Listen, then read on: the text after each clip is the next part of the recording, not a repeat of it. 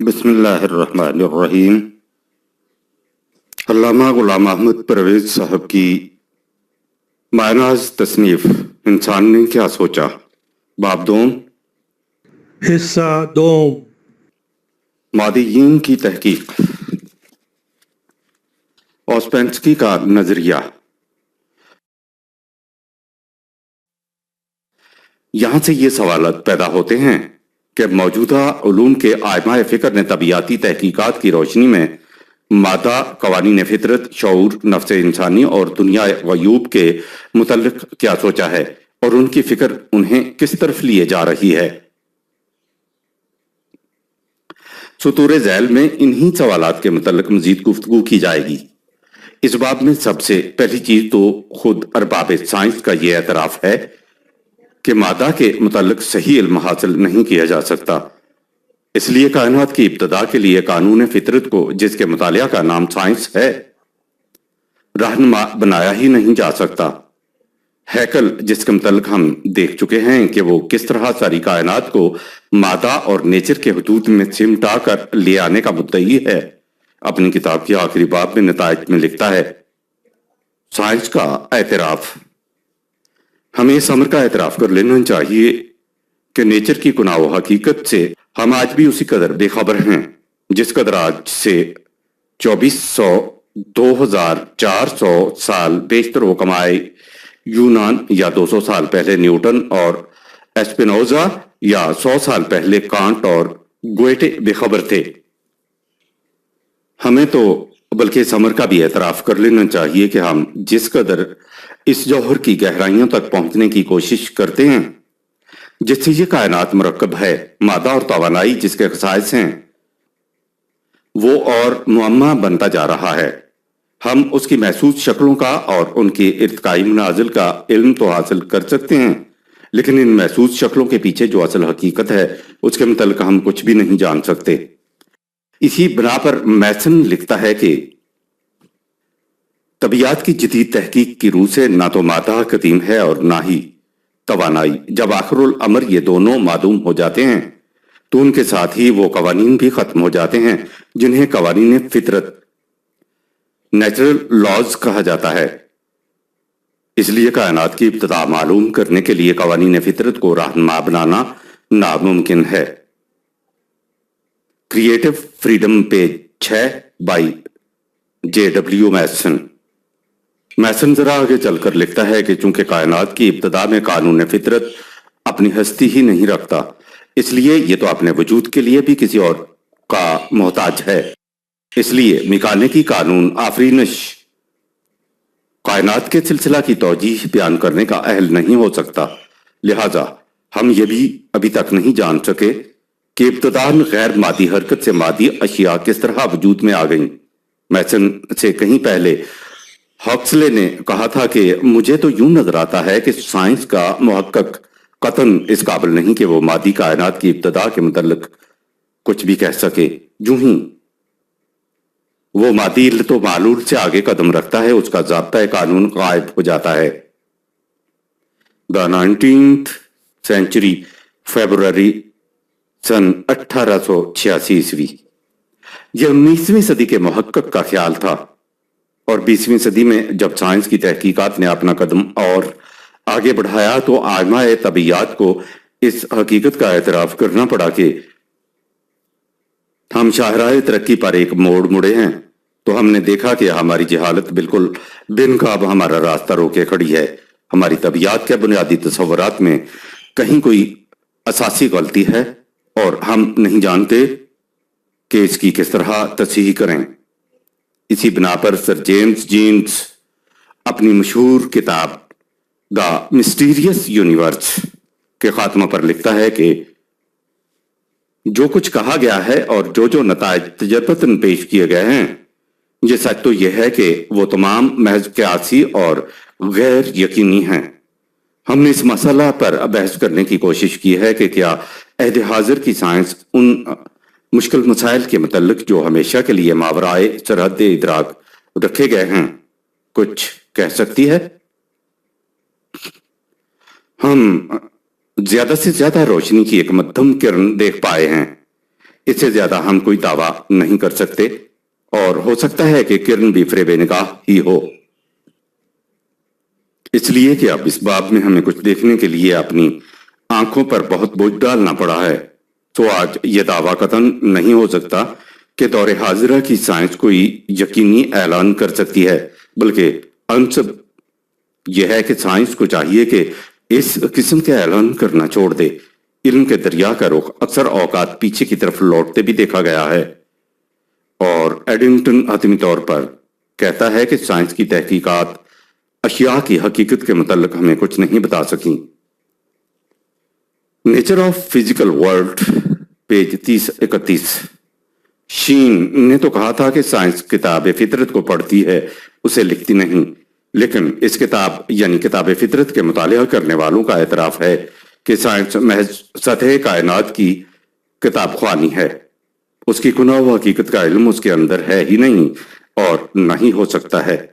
चुनांचे reading university का तबीयत का प्रोफेसर डॉक्टर जेम्स आर्नल्ड क्रोथर लिखता है कि निजाम फितरत अपनी गहरी बुनियादी सादगी में इस कदर तहय्युर अंगेज है कि दुनिया साइंस में किसी मौजू पर हरफ आखिरी इंसान के लिए ही छोड़ देना पड़ता है। The great design, page 52। और इल्मुल अफलाक का माहिर कैलिफोर्निया की रसदगाह का डायरेक्टर डॉक्टर एडक्सन सितारों की दुनिया की मुहय्यरुल अकूल पहनाइयों से मुतहय्यर होकर कहता है कि कायनात की इब्तिदा और उसकी इंतहा के मुतल्लिक हम कुछ भी नहीं जानते। इसी किताब में सर फ्रांसिस यंग हैसबैंड अपने मकाला में लिखता है, हम साइंस से जो कुछ मालूम कर सके हैं वो इतना ही है कि इल्म का समंदर बेकनार है। हम यही मालूम कर सकते हैं कि फितरत के मुतालिक हम कभी भी सब कुछ जान नहीं सकते। प्रोफेसर एल्फ्रेड कॉबन अपनी किताब द क्राइसिस ऑफ सिविलाइजेशन में लिखता है, हम कभी ये तस्वर भी नहीं कर सकते और तो और साइंस की महदूद दुनिया में भी कतई हकीकत का इदराक कर लिया गया है। ऐसा नहीं हो सकता जब तक इस तमाम महसूस कायनात का इल्म हासिल ना हो जाए। प्रोफेसर WN सलवान इस बात में रकम तराज है। साइंस को अब अपनी हकीकत का एहसास हो गया है, इसलिए अब इसमें फरोतनी और इंकसार भी आ गया है। अब हमें यह नहीं पढ़ाया जाता कि हकीकत का इल्म हासिल करने के लिए साइंस का तरीका ही वाहिद तरीका है। वाहिद तरीका तो एक तरफ, अब तो दुनिया साइंस के मशाहिर इस अमर पर मुसिर हैं और बड़ी शिद्दत से मुसिर के जहां तक इदराक हकीकत का ताल्लुक है, साइंस सिर्फ जुज़वी सा इल्म बहम पहुंचा सकती है। Limitations of science, page 182। Simpson इस बाब में लिखता है, हकीकत यह है कि साइंसदानों में एक इंसानी कमजोरी का मुजाहिरा बड़ी शिद्दत से होता है। जब कभी उनके सामने सदाकत का कोई जरा सा नया टुकड़ा आ जाता है तो वो हतमी तौर पर ऐलान कर देते हैं कि बस हकीकत कुल्ली यही है जिसे हमने पा लिया है। ये कुछ 20वीं सदी में कहा जा रहा है। क्या ये वही कुछ नहीं जो 2500 साल पेशतर अफलातून ने कहा था जब उससे पूछा गया कि माहियत अशिया के मुतल्लिक़ हमारे इल्म की क्या कैफियत है? उसने कहा था, अब मैं एक तमसील के रंग में बताता हूं कि हमारी अकल कहां तक रोशनी हासिल कर चुकी है और कहां तक हनूज अंधेरे में है। जरा तसव्वुर में लाइए कि नौए इंसानी एक जेर जमीन गार में सुकूनत पजीर है। इस गार का मुंह रोशनी की तरफ खुलता है और अंदर सब अंधेरा ही अंधेरा है। नौए इंसानी अपने अहद तुफूलियत से उस गार के मुंह पर इस तरह जंजीरों में जकड़ी बैठी है कि उनमें से कोई पीछे की तरफ मुड़कर नहीं देख सकता। उनके पीछे आग के बड़े बड़े दरख्शां शोले नूर अफशां हैं जिससे गार के आखिरी बंद हिस्से पर रोशनी पड़ती है। इन शोलों और आदमियों के दरमियान जो गार के मुंह पर बैठे हैं और पीछे की तरफ मुड़कर नहीं देख सकते, बहुत से लोग गुजर रहे हैं जिसके पास किस्म किस्म के ज़रूफ, मुख्तलिफ सामान, तरह तरह के मुजस्समे और दुनिया भर की चीजें हैं। ये लोग एक तरफ से दूसरी तरफ गुजर रहे हैं और उनका और उन तमाम चीजों का छाया जो उन्होंने उठा रखी हैं गार के अंदर सामने की दीवार पर पड़ता है। غار کے منہ پر بیٹھے ہوئے انسان ان تمام اشیاء کا سایہ سامنے کی دیوار پر دیکھ رکھ سکتے ہیں، پیچھے مڑ کر ان اشیاء کی حقیقت کو نہیں دیکھ سکتے۔ ان کے نزدیک حقیقت فقط اس سائے کا نام ہے جو ان کے سامنے دیوار پر ادھر سے ادھر گزرتا دکھائی دے رہا ہے۔ جمہوریت کتاب ہفتم، عالم الغیب، اشیاء کائنات کی کنہ و حقیقت کے متعلق البتہ سائنس نے یہ اعتراف کر لیا ہے کہ ہماری محسوس دنیا کے علاوہ ایک غیر محسوس و غیر مشہود دنیا غیب ہے۔ شجر کائنات کی جڑیں اسی غیب کی دنیا میں ہیں، ہم صرف اس کے تنے، شاخوں اور پتوں کو ہی دیکھ سکتے ہیں۔ اس غیب کی دنیا کے اپنے قوانین ہیں اور انہی قوانین کی روح سے وہاں کے معاملات طے پاتے ہیں۔ اس غیب کی دنیا کے متعلق ہم اس سے پہلے ایڈنگٹن کی بعض تصریحات دیکھ چکے ہیں۔ وہ نقطہ زیر نظر کے متعلق لکھتا ہے، میں پہلے کہہ چکا ہوں کہ سائنس کی تحقیق جدید کی روح سے حقیقت، ریالٹی، اس دنیا محسوسات سے وابستہ نہیں۔ اس اعتراف کے پیش نظر فلسفہ مادیت اپنی حقیقت کے اعتبار سے مدت ہوئی مر چکا ہے، لیکن اب اس کی جگہ اور فلسفوں نے لے لی ہے جو کم و بیش مادیت جیسا نقطہ نگاہ ہی پیش کرتے ہیں۔ اب عام میلان یہ ہے کہ اشیاء کائنات کے متعلق یہ نہ کہا جائے کہ یہ مادہ کے مظاہر ہیں، اس لیے کہ اب دنیا طبیعت میں مادہ کی کوئی اہمیت ہی نہیں رہی۔ اب کوشش یہ کی جاتی ہے کہ ہر شے کو قوانین فطرت کا مظہر قرار دیا جائے۔ قوانین فطرت سے مراد اس قسم کے قوانین ہیں جیسے جیومیٹری، میکانکس اور طبیعت کے قوانین ہوتے ہیں۔ ان کا سلسلہ آخر الامر ریاضی کی مساوات، میتھمیٹیکل ایکویشن تک پہنچ جاتا ہے۔ یہ سادہ الفاظ میں یوں کہیے کہ ایسے قوانین ہیں جو انسانوں کے بنائے ہوئے قوانین کی طرح توڑے نہیں جا سکتے۔ آج مادیت سے مراد اسی قسم کے قوانین فطرت ہیں۔ ان تصریحات کی روشنی میں سب سے اہم سوال یہ پیدا ہوتا ہے کہ آیا غیب کی دنیا بھی انہی قوانین کے تابع چل رہی ہے یا اس کے کوئی اور قوانین ہیں؟ حقیقت یہ ہے کہ قوانین فطرت بھی غیب کی دنیا پر منطبق نہیں ہو سکتے۔ ہم سمجھنے کی خاطر ان قوانین کو محض اشارات، سمبل کے ذریعہ اس دنیا پر منطبق کر دیتے ہیں۔ اس دنیا اور اس دنیا میں ایک قسم کی وحدت ضرور پائی جاتی ہے، لیکن یہ وحدت قوانین فطرت کی روح سے قائم نہیں ہے۔ Science and the unseen world, page 32۔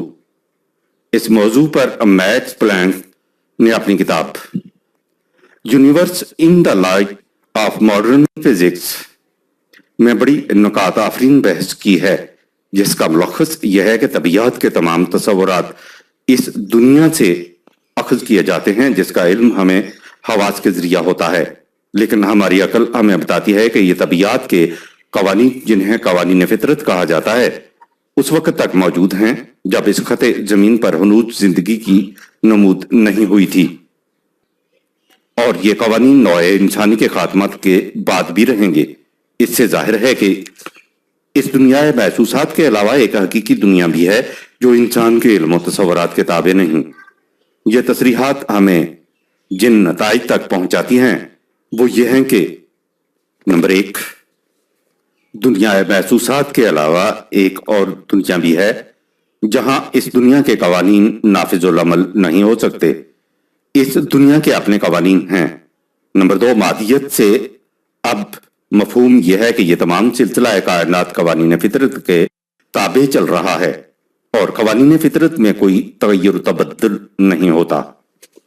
شک نمبر 2 کے متعلق ہم میکانک نظریہ کائنات کے عنوان میں جزئی طور پر گفتگو کر چکے ہیں، جس سے یہ نتیجہ اخذ کیا گیا تھا کہ اس تصور کے ماتحت انسان ایک مجبور محض مشین بن کر رہ جاتا ہے، صاحب اختیار و ارادہ انسان نہیں رہتا۔ اب یہ دیکھنا باقی ہے کہ سائنس کی جدید تحقیقات کی روح سے الف اس مادی دنیا کا اس غیر مادی دنیا کے ساتھ تعلق کیا ہے، اور بے آیا یہ تصور کے قوانین فطرت اٹل ہیں؟ اس لیے جبر کا نظریہ ڈٹرمنزم ایک حقیقت ہے، ابھی تک اپنی جگہ پر قائم ہے یا اس میں تبدیلی واقع ہو چکی ہے۔ دونوں دنیاؤں کا باہمی تعلق۔ پہلے یہ دیکھیے کہ اس وقت تک کوئی تحقیق کے مطابق مادہ کا اس غیر مادی دنیا سے کیا تعلق ہے؟ یہاں تمہیداً اس حقیقت کو ایک مرتبہ پھر دوہرا دینا ضروری معلوم ہوتا ہے جس کی طرف ہم پہلے اشارہ کر چکے ہیں، یعنی اس بحث کے سلسلہ میں مادہ میٹر کے مقابل میں روح سپرٹ کا لفظ بولا جاتا ہے۔ یہاں روح سے مراد وہ دنیا ہے جسے ایڈنگٹن نے غیر مرئی یا مشہود انسین دنیا کہہ کر پکارا ہے۔ چونکہ مغربی لغت میں اس کے سوا کوئی اور لفظ نہ تھا، اس لیے انہیں مجبوراً سپرٹ کا لفظ استعمال کرنا پڑا۔ قرآن میں دنیا مشہود کے لیے خلق اور دنیا نامشہود کے لیے امر کی اصطلاحات آئی ہیں۔ علامہ اقبال کے الفاظ میں برنجل پیٹسن متاسف ہے کہ انگریزی زبان میں صرف کریشن کا لفظ ہے جو خلق اور امر کے بنیادی فرق کو کسی صورت میں ظاہر نہیں کر سکتا، اور یہ امتیاز صرف عربی زبان ہی کو حاصل ہے کہ اس میں اس فرق کے لیے دو الگ الگ الفاظ موجود ہیں۔ بہرحال کہنا یہ ہے کہ آئندہ سطور میں جہاں روحانیت کے الفاظ آئیں ان سے مفہوم یہی دنیا نامشہود unseen اور spiritual world لی جائے، نہ کہ روح کا کوئی اور متداول تصور۔ میسن اس موضوع پر بحث کرتا ہوا کہ مادہ کا تجزیہ کرتے جائیے، آخر الامر اس مقام پر پہنچ جائیں گے جہاں مادہ فقط توانائی کو انرجی یا حرکت محض پیور موومنٹ رہ جاتا ہے۔ لکھتا ہے کہ مادہ کی انجماعتی حالت سولیڈیٹی کی عارضی شکل ہے۔ مادہ ابتدا میں ٹھوس تھا ہی نہیں، موجودہ سائنس کی اصطلاح میں مادہ کی ابتدا مادیت سے زیادہ روحانیت کے قریب ہے۔ جب سائنس کہتی ہے کہ مادہ اپنی مادی حالت سے ایتھر کی توانائی میں تبدیل ہو جاتا ہے یا ایتھر سے آگے بڑھ کر اپنی ہستی حرکت محض میں گم کر دیتا ہے، تو اس وقت سائنس اپنی اصطلاحات چھوڑ کر روحانی دنیا کی اصطلاحات اختیار کر لیتی ہے۔ مادہ کا ظاہری پیکر جو ہمیں اس کی روحانی ابتدا کے متعلق شبہ میں ڈال دیتا ہے وہ ارتقائی نتائج ہیں جو تخلیقی توانائی کی نشو و نما ڈیولپمنٹ میں ممدو معاون بنتے ہیں۔ میسن مادہ کے سرچشمہ کا نام روح خالص پیور سپرٹ رکھتا ہے، اور جس جذبہ کے ماتحت یہ روح خالص ارتقائی منازل طے کرتی ہے اسے وہ تخلیقی توانائی کریٹو ایکٹیویٹی یا تخلیقی تحریک creative impetus کہہ کر پکارتا ہے۔ چنانچہ اس باب میں وہ لکھتا ہے کہ آغاز ہستی کی ابتدا کے لیے روح خالص کو اپنی آزادی مطلق ایبسولوٹ فریڈم کو مقید کر دینا پڑا۔ اس طرح اس نے اپنے آپ کو ایک نئی سمت میں آگے بڑھایا۔ بنابری ہم کہہ سکتے ہیں کہ ہستی کے مادی آغاز کا بنیادی اصول دباؤ سپریشن ہے، اضافہ ایڈیشن نہیں، یعنی روح خالص نے اپنی آزادی کو دبایا اور یوں اپنے آپ پر قیود عائد کر کے مادہ کا محسوس پیکر اختیار کر لیا۔ نکولس باردیو اسی کو روحانی اصولوں کی خارجیت exteriorization and objectivization of spiritual principles Huxley Julian Huxley اس کے متعلق لکھتا ہے کہ اس طریق سے روح مادہ کی وضاحت سے اپنے آپ کو ریئلائز کر رہی ہے۔ Religion without religion page 84۔ Professor Harding جس کا ذکر اس سے پہلے آ چکا ہے اس کے متعلق لکھتا ہے کہ یہ کائنات ہر قسم کے انتشار کی نمود کے باوجود خدا کا تدریجی مظہر ہے۔ The philosophical bases of biology page 125۔ Allama Iqbal اس ضمن میں لکھتے ہیں ایٹم کا جوہر اس کی ہستی سے وابستہ نہیں۔ اس کا مطلب یہ ہے کہ ہستی وہ خصوصیت ہے جو خدا کی طرف سے ایٹم کو عطا ہوتی ہے۔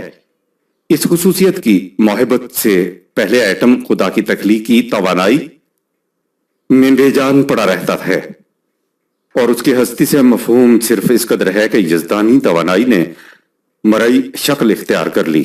یہ کائنات اپنی تمام تفاصیل کے ساتھ مادی ایٹم کی میکانیکی حرکت سے لے کر نفس انسانی میں فکر کی آزاد حرکت تک سب کا سب کیا ہے؟ اس عنائے اکبر کا انکشاف ذات۔ خطبات صفحات 65 تا 86۔ علامہ اقبال نے اس باب میں تفصیلی بحث کی ہے۔ اس کا ملخص یہ ہے کہ کائنات کی ابتدا میٹیریلائزیشن آف اسپرٹ سے ہوئی اور اب کائنات میں اسپرچولائزیشن آف میٹر عمل ارتقا جاری ہے، جس کی روح سے رفتہ رفتہ وہ قیود اٹھ رہی ہیں جو اسپرٹ نے از خود اپنے آپ پر عائد کر لی تھیں، اور اس طرح مادہ پھر لطیف سے لطیف تر صورت اختیار کیا جاتا ہے۔ لیکن مادہ کیا ہے؟ اسپرٹ کے مادہ کے ساتھ اس تمسک سے اس میں تشخص، پرسنالٹی پیدا ہو جاتی ہے، اور یہ تشخص یا انفرادیت، انڈیویجویلٹی مادہ کے انتشار کے بعد بھی قائم رہتا ہے۔ تفصیل ان امور کی آگے چل کر ملے گی۔ اس وقت صرف اتنا سمجھ لینا کافی ہے کہ ان تصریحات کی روح سے مادی کائنات پیش ازیں نیست کہ اسپرٹ نے اپنے آپ پر قیود طاری کر کے مرئی شکل اختیار کر لی ہے۔ واضح رہے کہ اسپرٹ یا جسدانی توانائی سے مراد خود ذات خداوندی نہیں بلکہ اس ذات کی تخلیقی توانائی ہے۔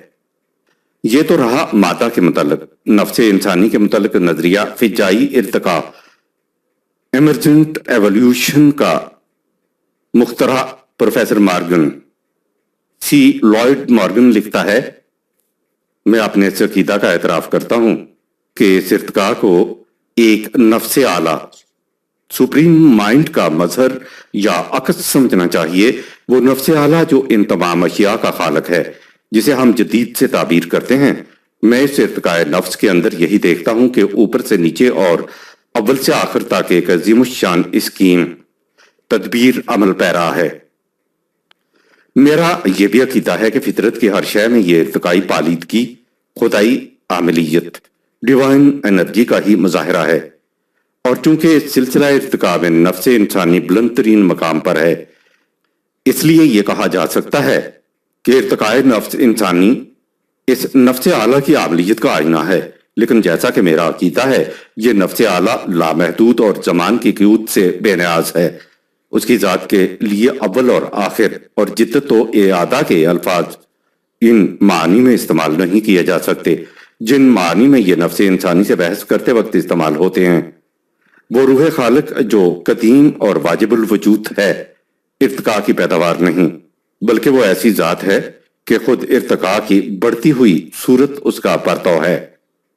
دوسرے مقام پر لکھتا ہے، میرا یہ عقیدہ ہے کہ جانداروں میں یہ ارتقاء نفس خدا کی قوت تخلیق اور ہدایت کا رہین منت ہے، لیکن اس سے یہ مطلب نہیں کہ خود خدا بھی اسی ارتقاء نفس کا نتیجہ ہے۔ خدا کی ذات سب سے قدیم اور زمان و مکان کے حدود سے باہر ہے۔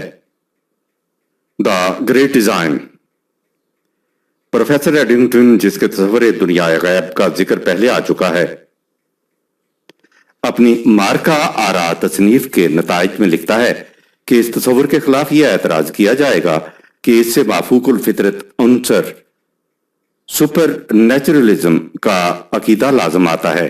اس کے جواب میں وہ بدلائل لکھتا ہے کہ اگر یہ عقیدہ قابل اعتراض ہے تو موجودہ سائنس کو اپنے بہت سے مسلمات سے ہاتھ دھو لینے پڑیں گے، اس لیے کہ اب تو طبیعت کی بنیاد ہی مافوق الفطرت عناصر پر رکھی جا رہی ہے۔ تفصیل کے لیے دیکھیے کتاب مذکورہ صفحات 247-48۔ اس کا نتیجہ گزشتہ تصریحات سے یہ حقیقت ہمارے سامنے آ گئی کہ تحقیقات جدیدہ کی روح سے مادہ دنیا روحانیت ہی کی ایک ابھری ہوئی شکل ہے۔ اس تصور نے انسانی فکر میں ایک بہت بڑا انقلاب پیدا کر دیا ہے۔ اس سے بیشتر مادہ کے متعلق انسانی فکر ہمیشہ دو نتائج پر پہنچ کر رہ جاتا تھا۔ اول وہ نتیجہ جس تک یہ افلاطونی تصور کی روح سے پہنچتا تھا، جیسا کہ پہلے لکھا جا چکا ہے، یونان کی افلاطونی حکمت کی روح سے مادی کائنات اپنا وجود نہیں رکھتی۔ اس کے نزدیک کائنات فریب نگاہ ہے، سراب ہے، چھلاوا ہے، یا ہندی فکر کی اصطلاح میں مایا ہے۔ مادہ کے متعلق اس تصور نے مادہ کی طرف سے بے اعتنائی کا رجحان پیدا کر دیا۔ بے اعتنائی رفتہ رفتہ نفرت کی صورت اختیار کر گئی، اور نفرت نے ترک مادہ یا ترک دنیا کا جذبہ پیدا کر دیا۔ اس جذبہ کو تقدس کا رنگ دیا گیا تو اس کا نام باطنیت mysticism, یا تصوف قرار دیا گیا۔ یہی تصوف مختلف لباسوں میں یونانی اشراقیین سے لے کر آج تک انسانی فکر و عمل کی دنیا کو قبرستان بنانے کا موجب بنے چلا آ رہا ہے۔ دوسری طرف مادہ پرستوں کا یہ عالم تھا کہ انہوں نے ساری کائنات کو مادیت ہی کا مظہر سمجھ رکھا تھا، اور روح کا نام تک بھی ان کی روح کو فنا کر دیتا تھا۔ انہیں اس کے ذکر تک سے چڑ پیدا ہو چکی تھی، لیکن طبیعت کی جدید تحقیق نے مادہ کے متعلق انسانی نگاہ کا زاویہ بدل دیا ہے۔ اب نہ تو مادہ کوئی ایسی شے ہے جو روح کی نقیض ہو، بلکہ یہ روح ہی کی ایک مرئی و مشہود صورت کا نام قرار پا گیا ہے۔ لہذا اب روحانی مدارج طے کرنے والوں کو مادی آلائشوں سے قطعاً ڈرنے کی ضرورت نہیں۔ اب مادیت کے پیکر روحانیت کی راہ میں حائل نہیں ہو سکتے، بلکہ اس کے لیے ممد و معاون بنتے ہیں۔ دوسری طرف نہ روح ہی کوئی ایسا توہم پرستانہ تخیل ہے جسے تسلیم کر لینے سے سائنس شرمائے، بلکہ روح کی دنیا خود مادہ کی اساس و بنیاد قرار پا گئی ہے۔ مادہ کی اس نئی تعبیر سے انسانی فکر کی بہت سی مشکلات کا حل مل گیا ہے۔ تفصیل ان امور کی ذرا آگے چل کر ملے گی۔ چنانچہ اب اور مادہ سے سب سے زیادہ نفرت پیدا کرنے والے مذہب عیسائیت کا مبلغ ڈینیچ بھی حقیقت کے اعتراف پر مجبور ہو گیا ہے کہ زمان و مکان کی دنیا غیر حقیقی دنیا نہیں، بلکہ یہ حقیقی دنیا کا جزئی مظاہرہ ہے، اس کی نامکمل مشہودیت۔ God and the Astronomers, page 13.